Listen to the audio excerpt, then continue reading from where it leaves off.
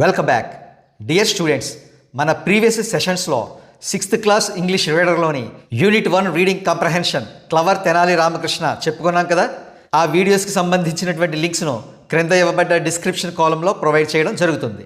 ఇక ఈ సెషన్లో మనం టెక్స్ట్ బుక్లో ఇవ్వబడ్డటువంటి గ్రామర్ పార్ట్ గురించి చర్చించుకుందాం. Look at this page here, let me read it. Read the following sentences. క్రింద ఇవ్వబడ్డ వాక్యాలను చదవండి. First one, the emperor was pleased with Chitravarma's paintings. Second one, oh, what a beautiful picture. Third one, make an announcement. Fourth one, are you crazy, Ramakrishna? Dear students, ఇప్పుడు నేను 4 sentences చదివాను కదా. ఈ 4 sentences 4 types of sentences అన్నమాట. ఇప్పుడు మనం ఆ 4 types ఏంటో డిస్కస్ చేసుకుందాం. The first one is a declarative sentence as it makes a statement. First sentence ఒక్కసారి చూడండి. The emperor was pleased with Chitravarma's paintings. ఈ సెంటెన్స్ ఒక స్టేట్మెంట్ను కన్వే చేస్తుంది కాబట్టి దీనిని డిక్లరేటివ్ సెంటెన్స్ అంటారు, లేదా స్టేట్మెంట్ అంటారు, లేదా అసర్టివ్ సెంటెన్స్ అని కూడా అనవచ్చు, అఫర్మేటివ్ సెంటెన్స్ అని కూడా అనవచ్చు. మరి ఇటువంటి సెంటెన్సెస్ని గుర్తించడం ఎలా అంటే ఈ సెంటెన్సెస్ చివర ఫుల్ స్టాప్తో ఎండ్ అవుతాయి. ప్రతి సెంటెన్స్లో కూడా సబ్జెక్ట్, వర్బ్, ఆబ్జెక్ట్ మొదలైనవి ఉంటాయి. The second one is an exclamatory sentence as it expresses a strong feeling. Second sentence చూద్దాం. Oh, what a beautiful picture. ఈ సెంటెన్స్ని మనం ఎక్స్క్లమేటరీ సెంటెన్స్ అని అంటున్నాం. ఎందుకంటే it expresses a strong feeling. ఇటువంటి సెంటెన్సెస్ స్ట్రాంగ్ ఫీలింగ్స్ కన్వే చేస్తాయి. Strong feeling అంటే anger, కోపం కావచ్చు, సారో, విచారం కావచ్చు, సర్ప్రైజ్, ఆశ్చర్యం కావచ్చు. సో ఇటువంటి ఫీలింగ్స్ని ఎక్స్క్లమేటరీ సెంటెన్సెస్ కన్వే చేస్తాయి. ఇక్కడ చూడండి, oh what a beautiful picture. Picture చాలా బ్యూటిఫుల్గా ఉందని ఆశ్చర్యం వ్యక్తం చేస్తున్నాడు అనమాట. ఓ అనేటువంటి ఎక్స్క్లమేటరీ వర్డ్ తర్వాత ఎక్స్క్లమేటరీ మార్క్ ఇవ్వబడింది. అదేవిధంగా వాట్ అ బ్యూటిఫుల్ పిక్చర్ తర్వాత కూడా ఎక్స్క్లమేటరీ మార్క్ ఇవ్వబడింది. The third one is an imperative sentence as it gives an order. Third sentence పరిశీలించండి. Make an announcement. ఈ సెంటెన్స్లో మీరు ఎటువంటి విషయాలు గమనించారు? Very first thing, there is no subject in this sentence. ఈ సెంటెన్స్ నౌన్తో కానీ ప్రొనౌన్తో కానీ స్టార్ట్ అవ్వలేదు, అంటే సబ్జెక్టు లేదు, డైరెక్ట్గా వెర్బ్తో స్టార్ట్ అయింది. Make an announcement and the sentence ends with a full stop.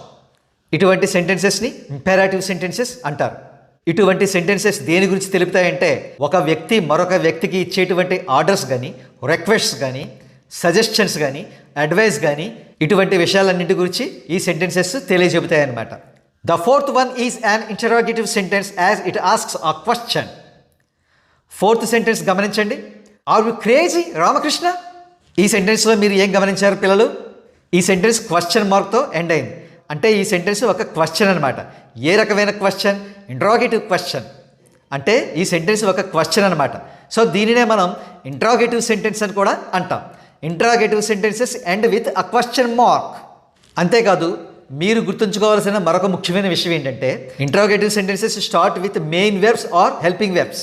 Main వెర్బ్తో కానీ హెల్పింగ్ వెర్బ్తో కానీ ఒక ఇంటరాగేటివ్ సెంటెన్స్ అనేది స్టార్ట్ అవుతుంది. Now let's do an exercise. Read these sentences and write D for declarative, E for exclamatory, IN for interrogative and IM for imperative in the brackets given. ఇక్కడ 5 sentences ఇవ్వడం జరిగింది. ప్రతి sentence చివర bracket provide చేయడం జరిగింది. బ్రాకెట్లో మీరు ఆ సెంటెన్స్ డిక్లరేటివ్ అయితే డి అని, ఎక్స్క్లమేటరీ అయితే ఈ అని, ఇంటరాగేటివ్ అయితే ఇన్ అని, ఇంపెరాటివ్ అయితే ఇమ్ అని వ్రాయవలసి ఉంటుంది. Now let's take a look at the first sentence. Please show me the way to the library. దయచేసి లైబ్రరీ ఎక్కడ ఉందో చూపిస్తారా? డియర్ స్టూడెంట్స్, ఇది ఏమిటి? కమాండా, రిక్వెస్టా, అడ్వైజా, సజెషనా? చాలా క్లియర్గా తెలిసిపోతుంది కదా. ఎందుకంటే ఈ సెంటెన్స్ బిగినింగ్లోనే ప్లీజ్ అనే వర్డ్ ఉంది.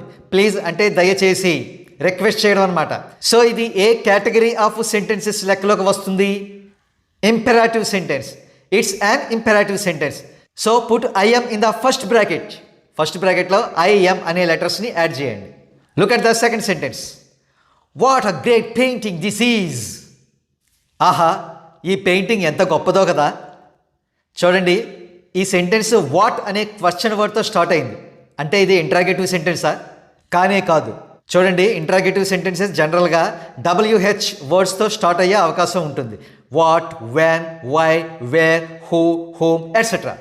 కానీ ఎక్స్క్లమేటరీ సెంటెన్సెస్ కూడా WH వర్డ్స్తో స్టార్ట్ అయ్యే అవకాశం ఉంది. దానికి బెస్ట్ ఎగ్జాంపుల్ ఇక్కడ ఇవ్వబడ్డ సెంటెన్సే, what a great painting this is అని ఇవ్వబడింది. ఇప్పుడు మీకు ఒక ధర్మ సందేహం వచ్చి ఉండొచ్చు, మరి ఒక సెంటెన్స్ ఇంట్రాగేటివ్ అని కానీ లేదా ఎక్స్క్లమేటరీ సెంటెన్స్ అని కానీ గుర్తించడం ఎలా? డియర్ స్టూడెంట్స్, దీనికి ఒక నేను సింపుల్ షార్ట్ కట్ టెక్నిక్ నేర్పిస్తున్నాను, అది గుర్తుంచుకోండి. ఇంట్రాగేటివ్ సెంటెన్స్ అయితే WH వర్డ్ తర్వాత డెఫినెట్గా ఒక వెర్బ్ కానీ హెల్పింగ్ వెర్బ్ కానీ ఉంటుంది. ఖచ్చితంగా ఒక మెయిన్ వెర్బ్ కానీ ఒక హెల్పింగ్ వెర్బ్ కానీ ఉంటుంది. కానీ ఎక్స్క్లమేటరీ సెంటెన్సెస్లో WH వర్డ్ తర్వాత మెయిన్ వెర్బ్ కానీ హెల్పింగ్ వెర్బ్ కానీ ఉండదు. ఇక్కడ ఇవ్వబడ్డ సెంటెన్స్లో మెయిన్ వెర్బ్ కానీ హెల్పింగ్ వెర్బ్ కానీ వాట్ అనే పదం తర్వాత ఉందా? లేనే లేదు. వాట్ తర్వాత ఉన్నటువంటి పదం ఏమిటి? ఏ. It comes under article. So this sentence is an exclamatory sentence. You should put E in the second bracket. E. Now look at the third sentence. Where can I find a sweet shop? నేను sweet shop ఎక్కడ ఉందని కనిపెట్టగలను. చూడండి, ఈ sentence కూడా WH వర్డ్తో start అయింది. WHERE where. So ఇది ఇంట్రాగేటివ్ సెంటెన్సా లేదా ఎక్స్క్లమేటరీ సెంటెన్సా? ఇది ఖచ్చితంగా ఇంట్రాగేటివ్ సెంటెన్స్. ఎందుకంటే మనం ముందుగానే చెప్పుకున్నట్లుగా interrogative sentence ends with a question mark. ఈ వాక్యం చివర క్వశ్చన్ మార్క్ ఉంది కదా. ఎస్, అంతేకాదు మరొక ముఖ్యమైన పాయింట్ ఇప్పుడే చెప్పుకోవడం జరిగింది. క్వశ్చన్ వర్డ్ తర్వాత మెయిన్ వెర్బ్ కానీ హెల్పింగ్ వెర్బ్ కానీ ఉండాలి. ఇక్కడ చూడండి, వేర్ తర్వాత ఉన్నటువంటి వర్డ్ ఏంటి? క్యాన్. వేర్ తర్వాత క్యాన్ అనే వర్డ్ ఉంది. అంటే ఇది one of the helping verbs అయినటువంటి మోడల్ అన్నమాట. సో ఎటువంటి అనుమానం లేకుండా మీరు ఇవ్వబడ్డ బ్రాకెట్లో IN అని వ్రాయండి. IN అంటే interrogative sentence. Now fourth sentence. Mother looks after her children carefully. తల్లి తన పిల్లల్ని చక్కగా పెంచుతుంది. ఇక్కడ చూడండి, ఒక డిక్లరేటివ్ సెంటెన్స్లో ఉండవలసినటువంటి అన్ని పార్ట్స్ కూడా ఈ సెంటెన్స్లో ఉన్నాయి. మదర్ అనేటువంటి సబ్జెక్ట్ ఉంది, లుక్స్ అనేటువంటి వర్బ్ ఉంది, ఆబ్జెక్ట్ పార్ట్ కూడా ఉంది. So you should write D in the given bracket. Last sentence, what happened. ఇది ఇంట్రాగేటివ్ సెంటెన్స్. ఎందుకంటే this sentence ends with a question mark. అంతేకాదు వాట్ అనేటువంటి WH వర్డ్ తర్వాత ఒక వెర్బ్ ఉంది మనకి ఇక్కడ. ఆ వెర్బ్ ఏంటంటే happened. Exercise 1 answers are here. First one IM అంటే ఇంపెరాటివ్. Second one E exclamatory. Third one IN interrogative. Fourth one D declarative. Fifth one IN interrogative. Now let's practice another exercise. Read the following sentences and put full stops, question marks and exclamation marks wherever necessary. చూడండి, క్రింద ఇవ్వబడ్డ వాక్యాల్లో punctuation marks అయినటువంటి full stops, question marks, exclamatory marks లేవు. So మనం వీటిని add చేయవలసి ఉంటుంది. First one, he got a good job. This is our statement. The statement ends with a full stop. Good job, job చివర full stop పెట్టండి. Second one, did he get good job. ఈ sentence did అనేటువంటి helping వెర్బ్తో start అయింది. So this is an interrogative sentence. And interrogative sentence ends with a question mark. So job అనే word చివర question mark పెట్టండి. Third one, what a great job. ఇది exclamatory sentence. ఎందుకంటే what అనే WH word తర్వాత verb ఇవ్వబడలేదు. మీరు ఈ ఎక్స్క్లమేటరీ సెంటెన్స్ చివర ఎక్స్క్లమేటరీ మార్క్ యాడ్ చేయవలసి ఉంటుంది. Fourth sentence, get a great job first. ఈ సెంటెన్స్కి సబ్జెక్ట్ లేదు, నౌన్ కానీ ప్రొనౌన్ కానీ లేవు. So this is an imperative sentence. సింపుల్గా మీరు ఈ సెంటెన్స్ చివర ఫుల్ స్టాప్ పెట్టండి. Fifth one, what is your job. ఈ సెంటెన్స్లో క్వశ్చన్ వర్డ్ వాట్ ఉంది.